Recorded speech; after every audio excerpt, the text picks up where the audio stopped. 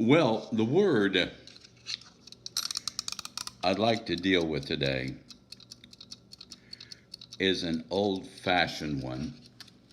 And I don't normally do that, honestly. It's not because I'm trying to be hip and cool, or it's not because I'm trying to maintain the decorum of Old English by doing it.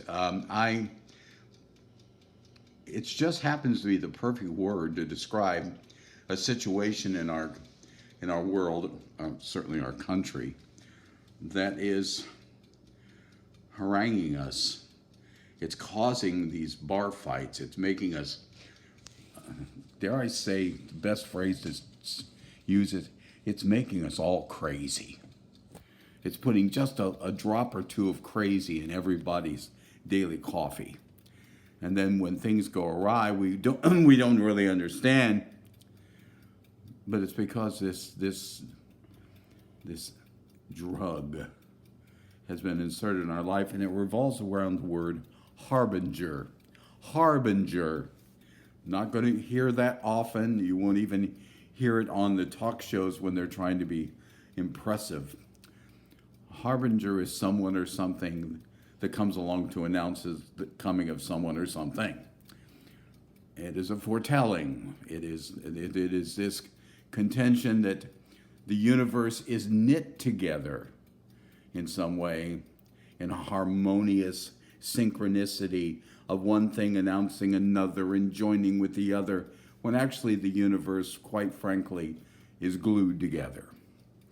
And each one of us is given a tub of glue, an opportunity.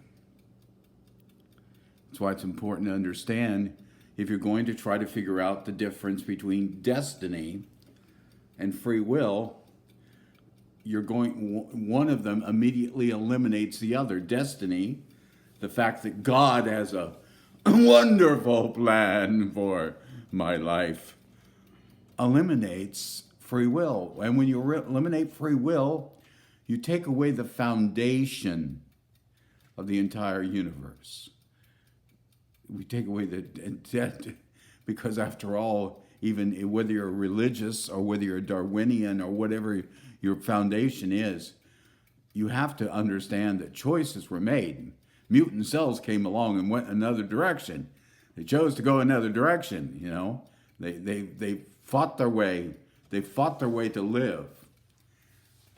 And free will was always in place. Otherwise, why would God put us here on earth if he didn't give us a chance? Because he already had angels who were already symbiotic to him and also were geared in on this harbinger of linking things together. But the second thing that's just destroying, just absolutely wiping us out, is this idea that God has a plan for your life. You were born some way. You were born to play the piano. You were born to be an architect. You were born with talent, which means over here, there are people who are not doing what you're doing, or not as successful, and are not making as much money, who apparently were left out of the equation and were not born with anything. Not anything of substance. So then we have to begin to believe that some people were born poor and some people were born rich. And if we go to the religious factor, we have to start believing that some people were born to be saved and go to heaven, and some people have to be in the play